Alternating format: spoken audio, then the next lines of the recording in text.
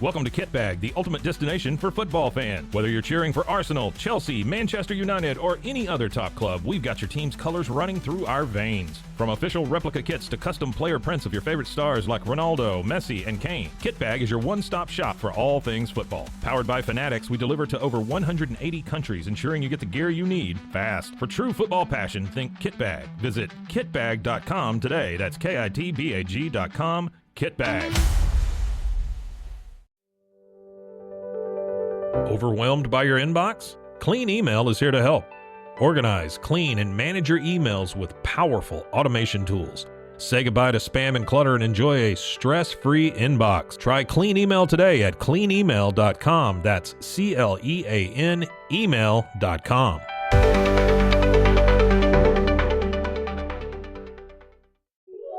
This is a Rogue Media Network podcast.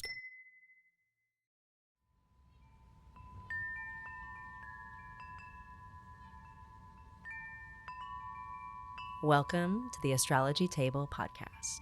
Please take a seat.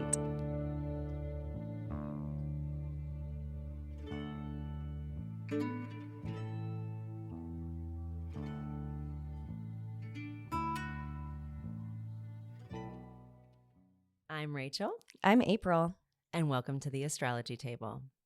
We're talking about the full moon in Cancer happening on Monday, the 13th of January at 4:28 p.m. Central Time at 24 degrees of Cancer. So if you have planets and points around 24 degrees of the cardinal signs, this one is coming for you. Yeah, watch out. In addition, this full moon is conjunct Mars in retrograde at 27 degrees of Cancer. So we're feeling emotional decision-making. Watch out for impulsive emotional reactions, even just falling back on old patterns, that like sense or urge to cut someone off immediately or, make a rash decision that you can't take back. And Cancer is the sign of the moon. So the moon is in its own sign. Typically, we love a good full moon in Cancer. Cancer is represented by the crab, and it rules the chest and the upper alimentary system. So think the stomach, like the way to the heart is through the stomach, right? And the moon in Cancer, we care for ourselves by nourishing ourselves, by feeding ourselves.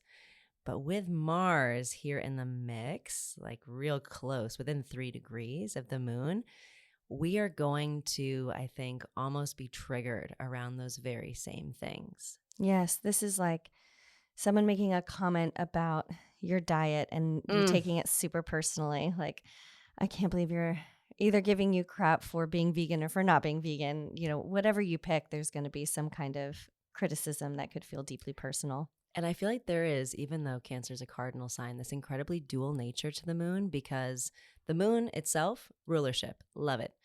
Mars, by contrast, retrograde, and also in a sign of its own detriment or major difficulty. So I think we're going to highlight sort of how to be comfortable in the discomfort, or we're going to get invited to ideally find that space, though a lot of us instead will just be triggered.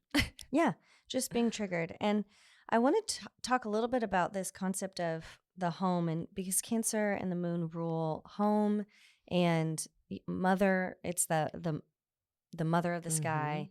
Saturn is the father figure. And so we have this, if you think about like what on a small scale, what is going on in your home life? Are there things blowing up? Maybe I could see like if you're doing a remodel, something literally like exploding, or like having a difficulty or something when you're kind of building or rebuilding a home. It could just be around boundaries and setting boundaries within familial relationships. And then with all of this stuff in the news around, former President-elect Trump, who's about to be inaugurated, talking about Greenland and trying to annex that or buy that, talking about borders, Canada, all of these things. I'm thinking like Homeland Security and the sense of home and borders on more of a national or global scale. Like what are our boundaries? What are our borders? What is our homeland? What does that look like? And so that being kind of hot and temperatures are rising there a little bit. And I think on the positive side, right, we could end up being sort of activated or reactivated, like remodeling your home. It's making your home more comfortable More by taking beautiful. away, right, taking away things that are old or that are, Mm-hmm. like dead skin, right, that need to be sloughed off, but then Yes. making it into a more functional, more comfortable space. But you can also, I think this whole moon, right, it has to do with either physical, so like your body or your home, or metaphysical, your Mm-hmm. emotions, your Mm-hmm. inner world issues, right? Yes. With Mars retrograde, some issues are up and they're not new. So it's like, how are you dealing with those issues? We can be, in a positive sense, remodeling um, the inner world or the home, or we can kind of be more destructive. And that reactivation can be something that is for the highest, or that kind of plays on lower impulses depending on where we're at emotionally. Oh, 100%. I would say this is a time to tend to your feelings in a very Mm. intentional way, whether it's, journal things out before you say it out loud. Kind of give yourself space to process, maybe even work with water. Cancerian is it's a water sign, very much loves the ocean. If you can't get in the ocean, do some showering, bathing, like just get into water to help you process, because there is the opportunity to take this intensity and make new strides, new breakthroughs, set better standards, boundaries, and intentions for yourself in relationships and like on a high vibe way. Or we can take that low side of Cancer, mixing with that Mars in retrograde and letting things be just triggering and awful.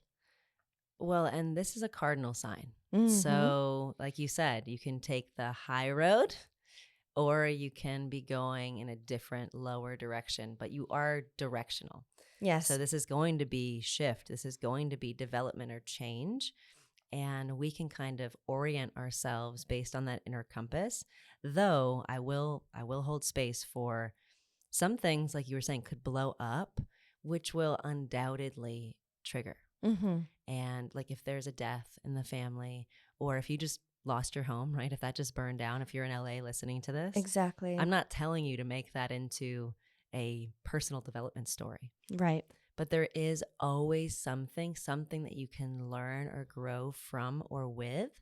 Or, and this is how I like to invite this into myself personally, Jupiter and Cancer in the 12th, is that sometimes you don't know why, or it doesn't seem like there's any purpose until at a future time, maybe when Mm-hmm. Mars stations direct and goes back over this point, you realize that, hey, maybe, just my own example, domestic violence. Mm-hmm. My last marriage, there was domestic violence.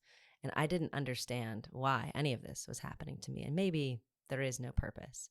But as soon as I shared with, I had my own business at the time, my staff about the situation, I had half of my female staff come up to ask me about advice in their own domestic abuse situations. Right. And it was like, aha, I am here literally to be unashamed, to share, and then to grow with. Like, we can all rise together from this difficult place.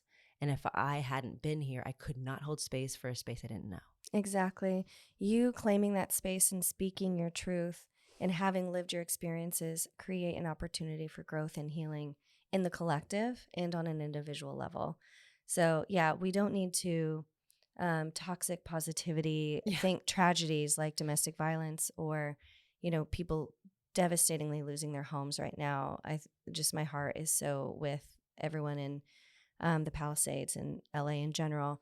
But we can maybe, like you said, later look back and have a perspective. You never know what can come from the ashes. And me being a Scorpio, I love a redemption metaphor, but maybe this is going to trigger some systemic change in California in the way that we manage that landscape. Maybe it will create impact with water management or controlled burning and other environmental things, which I feel like tie in very much to other planetary shifts we're going to see this year. So, on a personal level, there will be some kind of gift. The universe isn't always benevolent, but it is abundant. And so, we just hope that everyone can get the help that they need, but always look for the lesson, always look for the way that your experience can make space for others. Now, it is worth noting a couple of things. First thing, the closest aspect to this moon actually is closer than the Mars conjunction, even though conjunctions are usually more intense than other aspects, so they take precedence. But the closest aspect to this moon is a sextile with Uranus retrograde at 23 degrees of Taurus. Now, sextiles are 60-degree angles of the nature of Venus. They are open doors, they are opportunities, they are not things that you necessarily will for sure definitely experience. Mm-hmm. There's an element of choice and of desire here. But Uranus is the change maker. It shocks, it catalyzes, it also innovates in addition to, provokes cataclysms and stuff like that. Yeah. But Uranus is real slow because it stations direct on the 30th of this month. So there is a chance for us, if we focus, to come upon epiphany, to have these sudden realizations, maybe some inner awakening. Like when you lose everything, there is this element of like, now I'm stripped down to my bare nakedness. Mm-hmm. So how do I feel? And maybe there's something that you hadn't slowed down enough Mm-hmm. to see, realize, understand.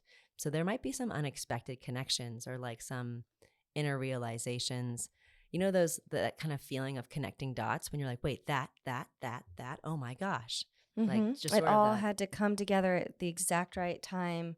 Those chance coincidences, like you walk into like your whole like bus stop thing where you like got off at the wrong stop on purpose and ran into an old friend.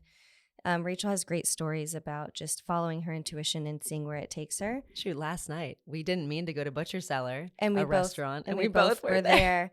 Yeah, that was, I didn't plan that. I was invited along.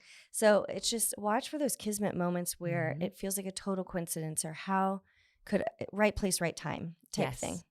Yes, and it can be also wrong place, wrong time. Yeah, that's very true. But I feel like there is another aspect on the same day that's happening. So obviously this is a full moon. If the moon is very tightly, related to Uranus, the sun is going to be too. Earlier in the day, like overnight before the moon, the sun will trine Uranus. Now, trines are 120-degree angles of the nature of Jupiter. Those are flows. Those are sort of this synthesis, this integrative aspect. Less of a choice, more of just something that comes, is delivered into your reality. And the sun will be in Capricorn. So to me, there is this very much, there's going to be something that kind of clicks into place. Something that maybe is more tangible than this emotional internal stuff. I don't necessarily think that it's all going to be sunshine and roses here with Uranus. Like in my notes, I wrote, product announcements or labor strikes or something viral, something, protest, like something big. But maybe we're protesting the inequity that caused some of the fires in Los Angeles. Those people pay more taxes than almost anybody else. And yet there's no water in their reservoirs. And yet there's a couple of the Resnicks who own almost all the water rights in the state. So why is this? Why is the mayor in Ghana? Like all of these different things where it's like, you know what? Maybe we should protest for our own health and well-being. For inequity, yes. I think especially because Capricorn is so practical and represents government and institutions. I could definitely see this leading to structural reform or seeing some kind of, and I love how you said viral. I think viral moments in the media could be very big here.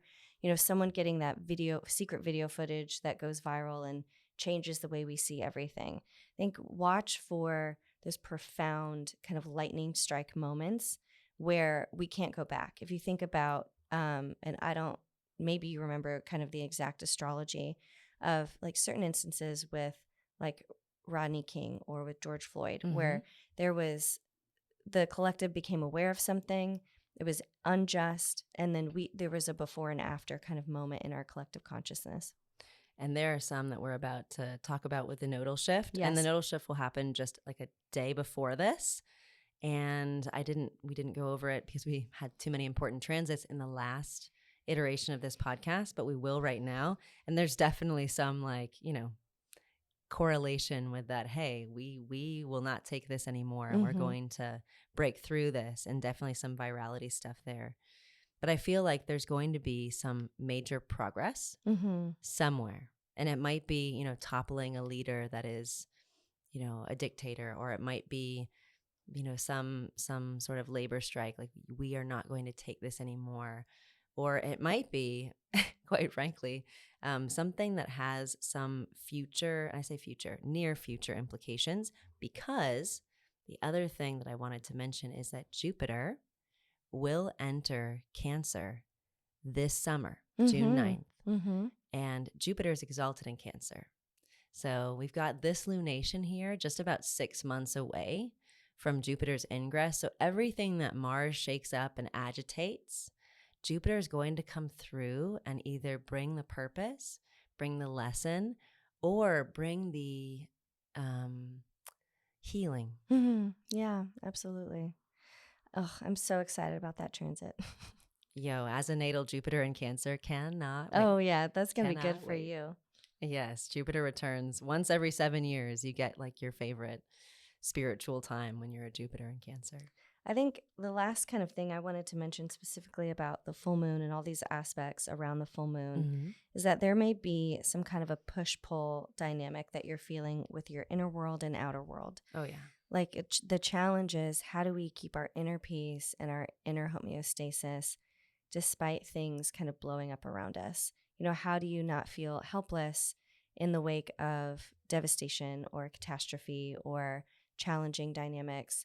You know, you could be like, my inner world is exactly being reflected in the outer world. So just do those continual check-ins with yourself.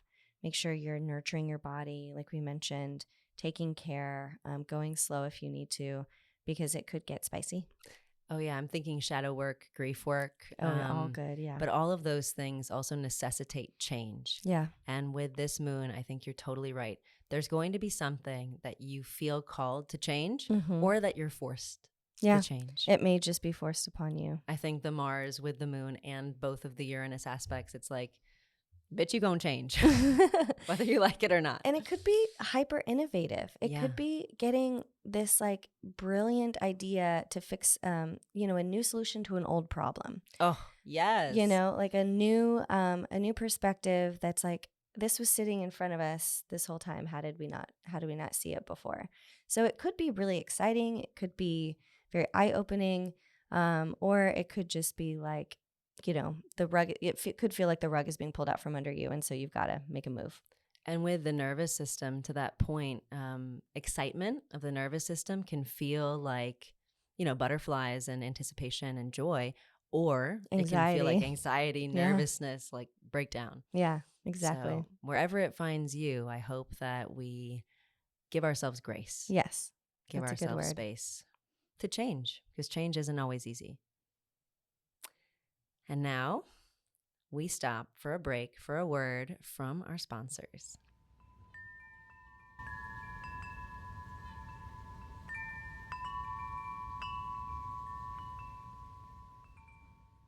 Founded in 1910, Samsonite is the world leader in durable, high-quality luggage and travel accessories. Made to the highest standards, our products won't let you down. We give you the confidence to get out there and explore.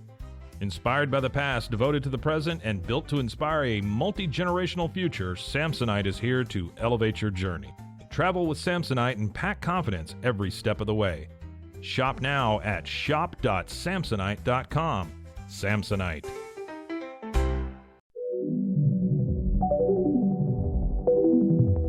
Elevate your experience with Grenco Science, the leaders in cutting-edge vaporizers. Whether you're at home or on the go, our sleek, powerful devices deliver smooth, consistent hits every time. Quality you can trust, innovation you can feel. Grenco Science, take your vapor game to the next level. Visit us at grencoscience.com.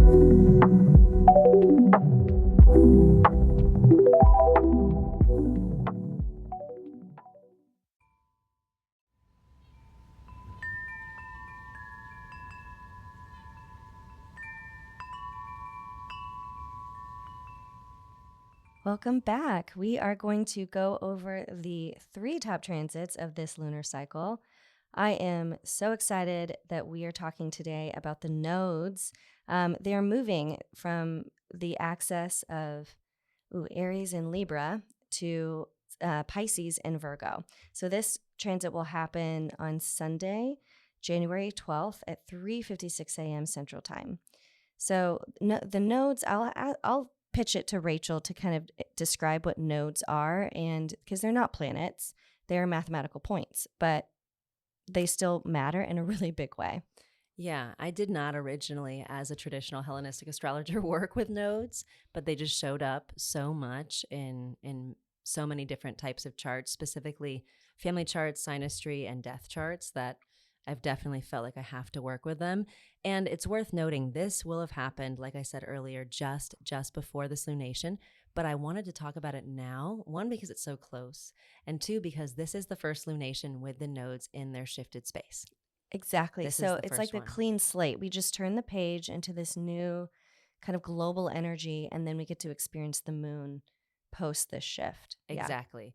And the nodes technically are the spaces where the moon's actual orbit and the sun's apparent path through the sky, the sun doesn't move, right? We rotate around it, where they cross. And this is also the eclipse points, or else every full and every new moon would be an eclipse. If we weren't tilted, if the moon's orbit wasn't tilted, you get it. But these eclipse points also represent the spaces of light, right? The moon and the sun are all of the light, both of the luminaries that we experience here on Earth. And light is information in the form of photons. And so this gives us the storyline. And the north node is the future-oriented space, south node, the past. You can also think of the north node as like the hunger, the attractive end of the magnet, and the south node as being the excretion, right? Or the repulsive end of the magnet. We're moving away from that. We're moving towards something else. And certain astrologers will say that the north node isn't like a positive thing. A lot of people think Rahu is just compulsion. Interesting. And that the south node is like draining. So wow. with the north node entering Pisces, Pisces being Jupiter's sign, it's a mutable water sign. So this is like the most psychic, the most feeling, all the felt and sensed possibilities that there are, right? Mutable signs can feel and sense everything. And Virgo is Mercury's sign, the mutable earth sign. Mm-hmm. And it is kind of Mercury's favorite place. It's where it rules and exalts. So it's all the facts, the exact data, the small t truth, whereas Pisces might be capital T truth. It's all the things we can measure, all the things we can analyze. And with the north node moving into Pisces, we're going to be all in the feels, all in the ether, all in the spirit. South node, we're going to be like, fuck the facts. Mm-hmm. Like, throw out the data. Like, let's just operate outside of what is written, what is official. So Oh, yeah. this is going to be kind of intense on a collective level. And so this to me is definitely a process of letting go of perfectionism and rigidity, structure, and leaning into what feels good, what we intuitively sense to be true versus exactly like fuck the facts. This is about exploring things that are faith oriented, that require a belief system, that get you in your feelings, in your body, in your psychic energy.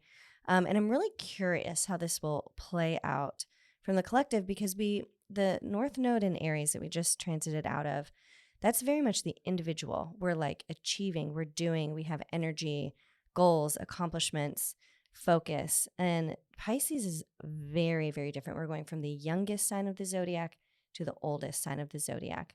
It's like she has done everything and lived everything and felt everything and just wants to The eternal now. the eternal now. Yeah. Well, one thing I think that's worth noting is that the North Node is ruled by Jupiter.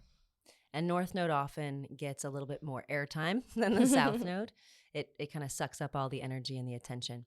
The North Node will be ruled by a Jupiter in detriment. Jupiter's still retrograde until that transition in June. Once June happens, almost the entire rest of this nodal transits last about 18 months. The nodes will be in these signs until July 26th of 26. So then the node will be ruled by an exalted planet. So I think we're going to see a very dual experience. Yeah. Of course, these are both dual-bodied signs, so amazing. Amazing. All But works together. it's going to get worse before it gets better. Yes, definitely don't. If you're hoping for a psychic breakthrough and it doesn't come, wait till June.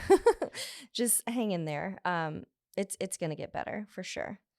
And I think that it's worth referencing the last time that these signs were in, well, that this transit happened. I know a lot of us listening might be in our 30s, 40s, 20s, right? And so it's hard to remember back, since these cycles are 18 years, more than one cycle ago. But the North Node was in Pisces and the South Node was in Virgo from June of 2006 to January of 2008. And so I was in like high school during this point. I was just starting college because I'm a little bit older than Rachel. And I mean, this was leading up to the epic 2008 housing crisis, a recession.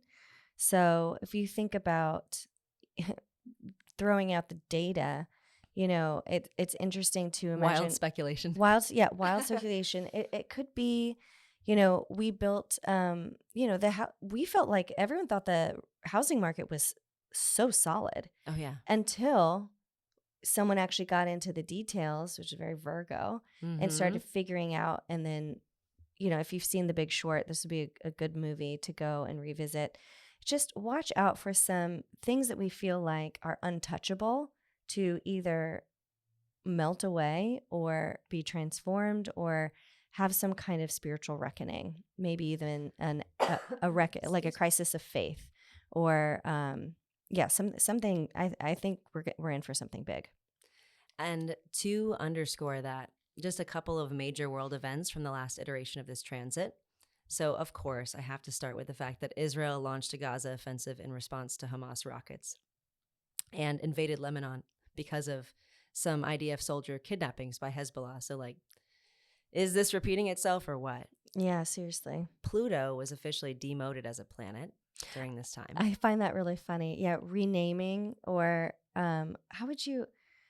it's almost like losing status in a way. That's such an interesting piece of this puzzle. Yeah, and I think that's kind of North Node in Pisces. It's like nebulous. Is Pluto a planet? Nebulous, is it not a planet? We're not really sure. And the scientific community is like, no, we're draining this out. South Node in Virgo, no longer a planet.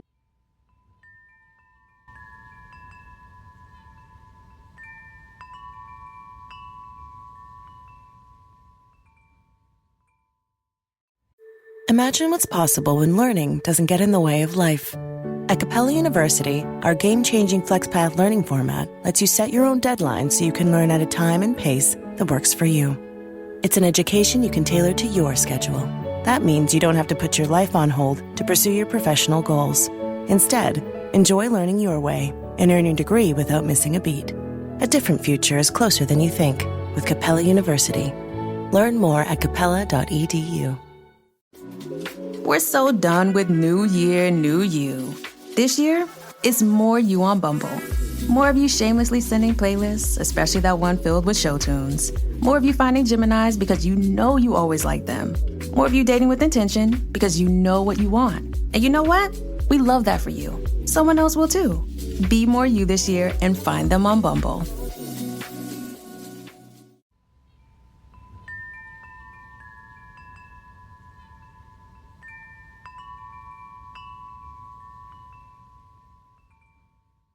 All right. So speaking of themes of justice, Saddam Hussein was actually sentenced to death and hung for his crimes against humanity by his own people. And speaking of virality, we had a couple of really innovative devices released during this time, including the first iPhone and the Nintendo Wii. And think about how the iPhone actually changed everything and connected everyone. It did. Yes. This is kind of also, I think, tied up with these Uranus dynamics and aspects, this complete innovation or complete toppling of a regime, like you mentioned before, thinking about a technological advancement. I could see crypto coming. I mean, we already know crypto is kind of coming back up after having a huge fall from grace. People are talking about it again. AI, generative AI. Definitely. Yeah. So just big things have happened before in this transit. It's not all going to be sunshine and roses. I do think it will push us to, again, look to our higher good and what do we really, what does spirituality look like for us? How are we going to share, like connect with group love and group vision and justice for all, and how can these things that are happening actually produce meaningful connection and change? And I think it's so interesting how the South Node in Virgo, it kind of, to me, equates with the status quo and Yes. like how things appear and how they're manifest already.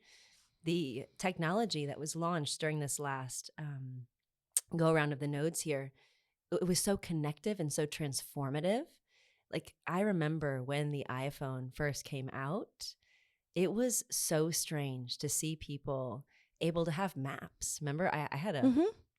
freaking maps go in my car that I had to break out and make sure I was going in the right direction. Oh, yeah. And then you have this at your fingertips connectivity with everything. Tumblr was also launched during this time, Yeah. being like a very pioneering blogging site. And now blogging, vlogging, like all of that is so standard issue. Oh, yeah. And so to me, it's like, what else will come about during this time that connects us? That connects us. Yeah. I think Tumblr is a good point because Pisces is so artistic and creative that we may see, kind of the creative arts or a new art form or a new way of self-expression kind of coming to the forefront, changing the way we do everything. I mean, podcasting is now video mostly, Right? which Mhm. is so bizarre to me. I'm like, it's a podcast, it's supposed to be audio, but we're already seeing some changes in trends to be more visual, more comprehensive. People want access to people more than they ever have. We're more connected than we've ever been.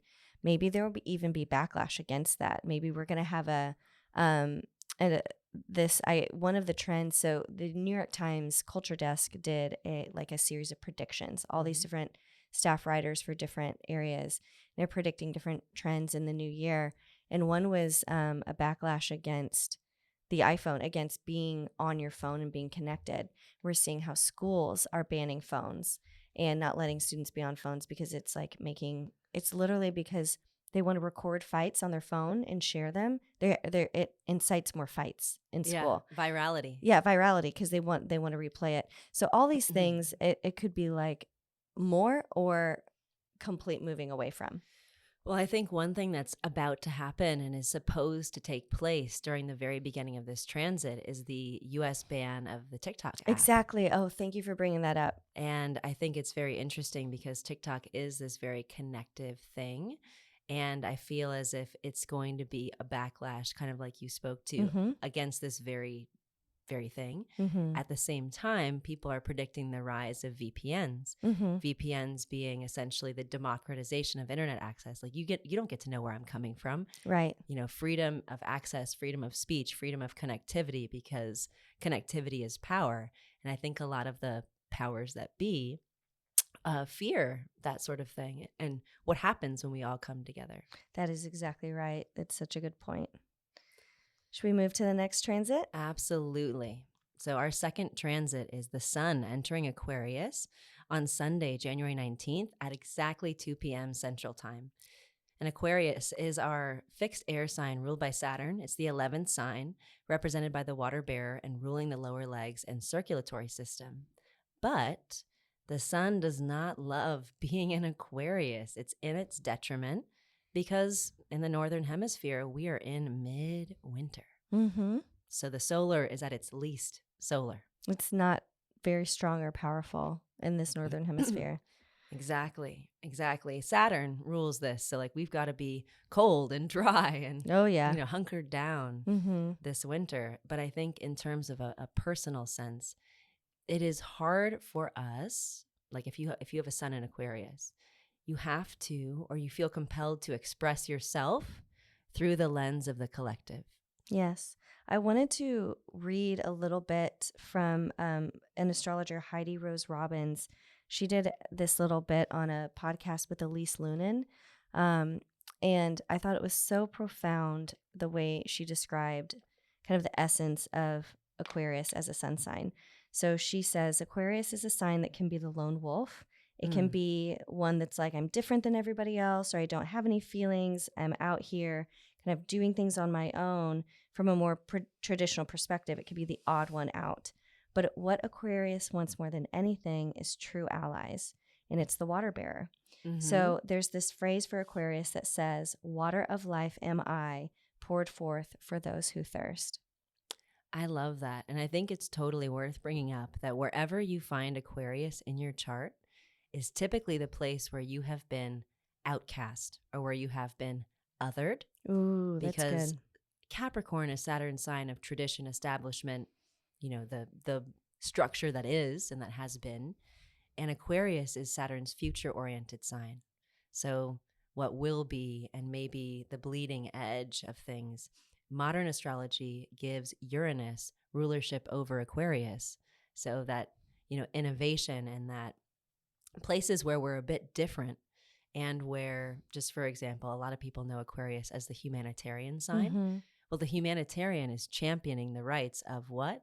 Its allies. It's allies, yeah. It's collective. Think Dr. Martin Luther King Jr. energy. But you also have to realize, to stand up for the collective and represent your allies, you have constant opposition. You are othered. You are taking on a different perspective, because it's easy to champion causes that everyone can get behind. So right. And I think this transit will be colored by the fact that Aquarius's ruler is currently in Pisces. We just talked about the North Node going there, so there will be this pull, I think, toward the Pisces significations. It'll be Pisces flavored Aquarius sun. We've also got Venus and Neptune there in the mix, so it will be, I think, highly spiritual for an Aquarius transit. Less of the cold, dry lone wolf, and more of the civil rights leader type vibe. I think so too. Again, we've talked about this just on our last podcast, but so happy for that Venus Neptune situation. I think that this is a great time for original composition and creativity. So if you're an artist, if you're a writer, during this Aquarius, Sun in Aquarius transit, like, let yourself really experiment with new mediums and be just very free about that, because Pisces is mutable. It's coloring this Aquarius. So I think there's this chance to focus your energy, Sun in Aquarius, with that access to that Venus, Neptune, the ether, the sort of, the painting frescoes on the ceiling, Michelangelo style. Like, what can you possibly dream of creating? You can bring it into being and bring the idea, center it, right? Put the pieces together there. Yes, independent thought, manifesting externally and in a new and innovative way. I think there also might be an embracing of weird stuff. Yeah. So, I mean, as the collective, especially, I didn't say this with the North Node in Pisces because I was having a literal attack, but there is going to be so many folks out there who are coming to astrology, who are coming to intuitive healing, who are coming to intuitive reading, who are coming to, I don't want to call it the new age type stuff, but just very different, previously othered type experiences, plant medicine, just all the things that are non-traditional, very spiritual. And yeah, so, getting more credibility. It's like all these things that felt very on the fringe or woo-woo or out there, maybe now are being centered more in scientific research, or you're going to see maybe some thought leaders kind of, I think it could become more legitimate in the collective. People are accepting it more. I think people who have already been doing this will also be coming out. Yes, and maybe it's just the experts are emerging and being more vocal. Yes. And less afraid to share the truth, that little T truth or big T truth in Pisces, North Node and Pisces that they've experienced. I think there will be a good chance too to kind of live your values out loud. Yeah. And if you're somebody who's like, oh, that's me, I've been kind of a secret astrology fan, and God forbid I tell my parents or anyone I know about that, this might be the time that you kind of get to embody your truth And Sun in Aquarius in detriment, it might not feel comfortable and it might not feel easy. Mm-hmm. And there might be some apprehension, like, will I be taken seriously? Exactly. Newsflash, you will. That's so good. That makes me feel good because I've had a lot of hesitancy about being public about, my work with astrology, my work with tarot and other metaphysical arts. But that has slowly been dripping away. And so stepping into that in a more bold, I don't know. Just My previous position full time was with the same company that April works with now. It was the first time that I was very, very public about being an astrologer. And it was the first time that I felt like the leadership of the totally standard company that I was working for with were embracing of that. Mhm. Or rather, it just was a non-issue. Yeah. It was a non-starter. Okay. Yeah, No no, big deal. exactly. Yeah, like you're doing marketing, just go do that. It's because so many of them are from California. Speaking of, now the sun will remain here in Aquarius until February 18th. So we have that regular solid month of the sun in Aquarius. But I think this could be a really fun start to this nodal cycle. Yeah. All right. Our next transit of this lunar cycle, Mercury, is also entering Aquarius on Monday, January 27th at 8:52 p.m. Central Standard Time. Aquarius, as we just talked about, is the fixed air sign ruled by Saturn. It's the 11th sign of the zodiac, represented by the water bearer, and rules the lower legs and circulatory system. And as we've mentioned, Aquarius's ruler, Saturn, is currently in Pisces with a north node, Venus and Neptune. And the sun at this point. And the sun. Yeah. So, wow. Oh, no, duh, Rachel. No, the sun's not there. The sun is with Pluto in Aquarius. And I didn't put that in the last one too. It's worth noting that the sun's first aspect that it makes when it joins up in Aquarius will be a conjunction with Pluto. Mercury will do the same. And I think this has this psychopomp kind of vibe to it where maybe we're unearthing some truths about ourselves, or we get some very strange news. Maybe I think when Mercury enters Aquarius, there's going to be some very interesting headlines. Headlines. Yeah. I was going to say yeah. News as in like media news flash. Some oh yeah. Scandals for sure. We could get some things are going to be unearthed. This is like big announcements around, I don't know, maybe not so much bad actors, but when you think Pluto, you think death and destruction and, power dynamics. Fear. Yeah, exactly. So the powers that be may receive their comeuppance in some way. I'm thinking like Panama Papers, WikiLeaks, like some kind of major that's a outing good one. Yeah. of information that the collective has been rooting for. It's like, we want to know. We want to know. And then you get to know. Yeah, the collective will call it forward and then it'll be public information, making classified documents public, that kind of thing. Oh, I love that. Like the declassification. Declassify. Yeah. That would be really cool. Mm-hmm. But Mercury, unlike the sun, has a much, much, much easier time in Aquarius. It's actually a triplicity ruler, and it has its own decan and bound. So the Chaldeans and the Egyptians have these decans and bounds. Don't have time to explain them here, but they're little pockets of power and tools for any specific planet and any specific sign, even if it doesn't rule that sign. So Mercury, it's able to convey itself. It's able to speak eloquently in the sign of Aquarius. And I feel like we personally are going to have all the mental faculties, all the intellectual resources to understand the information that's being presented, even though the South Node will be in Virgo. Mm-hmm. And if you want to accomplish something, if you want to, focus, this is the time. Yeah. This will be good for, we have here like getting your taxes done early, finish your to-do list. This is, I think the energy of Capricorn is really, we had this discussion in a group chat with my friends, like what season do you feel really good in? And I have a friend who loves Capricorn season. She's like, I want it to feel like this all the time. And I struggle with Capricorn season. It's your sixth house. It's my sixth house. So I feel so overworked. I feel like my to-do list is so intense and that everyone wants a piece of me. And like, I can't wait to get into Aquarius season. Well, Mercury in Aquarius, it has this ability to kind of understand what's important, whereas Mercury in Capricorn wants to, check off that to-do list and kind of go step 1, step 2, step 3. And I feel like here we will have this keen intellect, powerful conversations, especially with Pluto in the mix. So I would say the last few days of January between, the 27th when it ingresses and the end of January, notice what you're talking about, what's on your mind, who you're connecting with, and also be prepared for some more extended conversations. The fixed signs have this ability to stay in one place. So there might be something in that Aquarius sector of your chart that's really calling your attention and taking up your energy. Oh, yeah, that's perfect. Great description. But Mercury in Aquarius is also good for championing the underdog. It's good for doing those mass protests that we talked about, like organizing the protest. Absolutely. Writing the sign and picketing and marching, putting those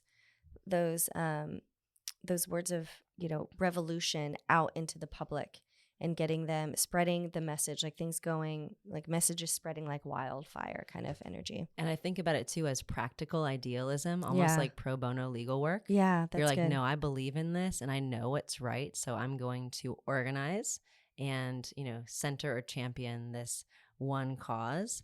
I think it's also great for those of y'all. I know there are a lot of people out there who are doing writing projects.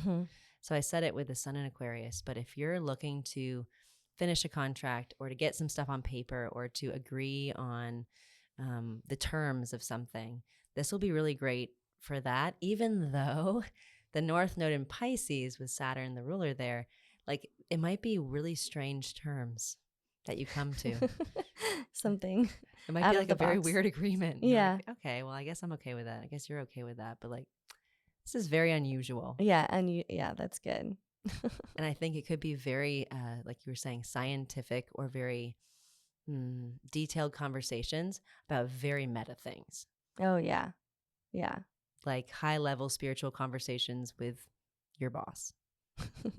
Yes. Or like, in a way, maybe it's, you're reparenting your parent, or like kind of showing up as the adult in the situation, with a family member that traditionally took care of you. It's like, yeah, like a little bit, a dream within a dream kind of situation. Definitely. And also notice what books you feel called to read. It might be some very, like, I don't want to call it new age, but there might be like Brene Brown's a great example where she is somebody who is super practical. Her books are easy to read. They're clear. They're focused, but they are highly emotional. Yeah. Highly spiritual. Dealing with esoteric things that, like, shame is such a nebulous concept. It's hard to define. It's hard to recognize and understand and work through. And yet she brings this intensely practical side to it so that everyone can grow. And so if we think about concepts that feel squishy or undefined or complex, it's like getting clarity around the complex and getting it down on paper and understanding it in a deeper way. And Mercury will be here in Aquarius until February 14th. And once that transition happens, and like a couple days later, the sun transitions, we're about to get so Pisces. We're about to get so squishy, so emotional, so in the ether that if you want to do anything, like if you have to do anything, if there's like, okay, I need to finish this project, please do it before Valentine's Day. Yeah, try to get it done. Because the next little bit of time, the next several months, will either be super Pisces or they'll be extra retrograde. We're doing a Venus retrograde in Pisces. There's going to be transitions from late Pisces to early Aries by some major planets.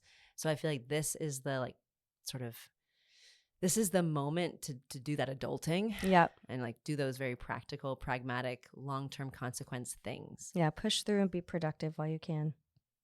So our next lunation will be the new moon in Aquarius, speaking of Aquarius, on Wednesday, January 29th. And I think this is going to be such an interesting moment, that January timeframe, because we'll have a lot of things in Aquarius for that new moon.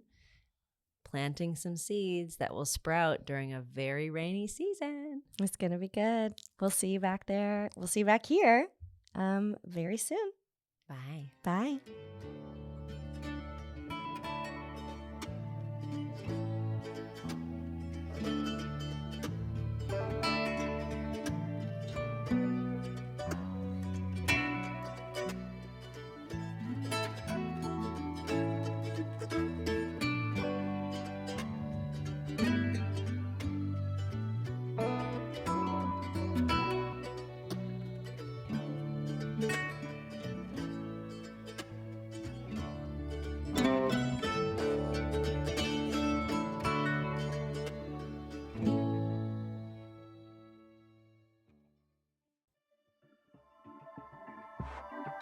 This has been a Rogue Media Network